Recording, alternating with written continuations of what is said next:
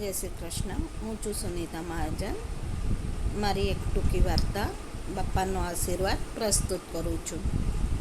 એક પિતાની મૂંઝવણ આમાં તમને સાંભળવા મળશે.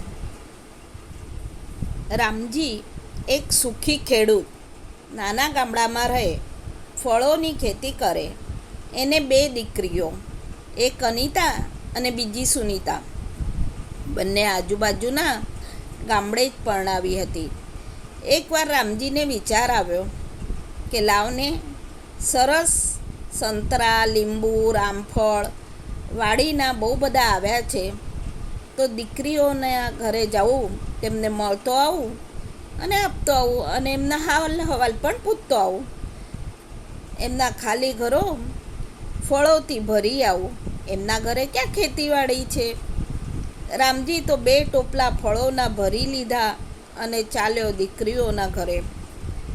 પહેલાં એ ગયો મોટી દીકરી અનિતાના ઘરે, જે વીરજી કુંભારને પરણાવી હતી.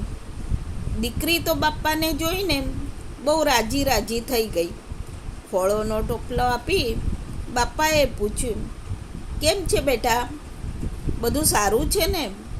દીકરીએ કહ્યું, હા બાપા, બધું સારું છે. જુઓ ને, આ માટલા, કુંડા, દીવા બધું ઘડીને તૈયાર છે. આ વરસાદ હાલમાં 15 દિવસ ન આવે તો આ બધો માલ તપાવીને પાકો થઈ જાય અને મારું ખાલી ઘર ભરાઈ જાય, લીલા લહેર થઈ જાય. બાપાએ તો આશીર્વાદ આપ્યા. હા બેટા, એમ જ થશે. તારું ખાલી ઘર ધન, ધાન્ય અને લક્ષ્મીથી ભરાઈ જશે.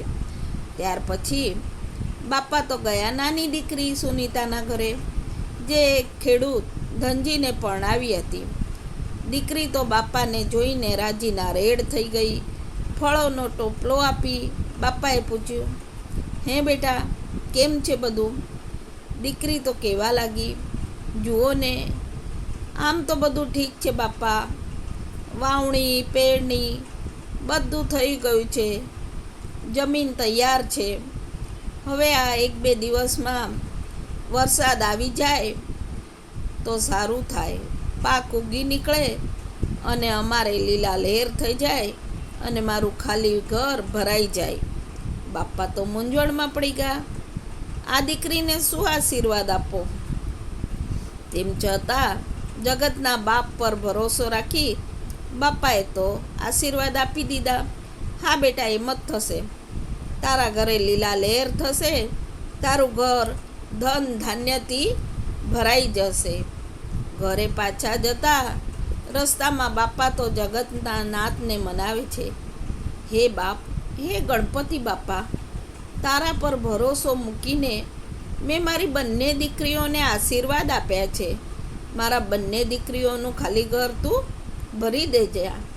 મારા આશીર્વાદની લાડ રાખજે મારા વાલા. એવું જ થયું. વરસાદ 8 દિવસ પછી આવ્યો. મોટી દીકરીનો બધો જ માલ તૈયાર થઈ ગયો હતો, જ્યારે નાની દીકરીનો પાક પણ ઉગી નીકળ્યો. માલ વેચાતા બંને દીકરીઓના ખાલી ઘર ભરાઈ ગયા. જગતના બાપ કોઈનો ભરોસો તૂટવા નથી દેતા, એટલે વિશ્વાસ મૂકો તો આપણા જગતના બાપ પર મૂકો. આશીર્વાદ તો પરમ કૃપાળુ પરમાત્માના સર્વ પર હોય જ છે, અને પિતાના આશીર્વાદ ક્યારેય ખાલી જતા નથી. અસ્તુ. સુનિતા મહાજન.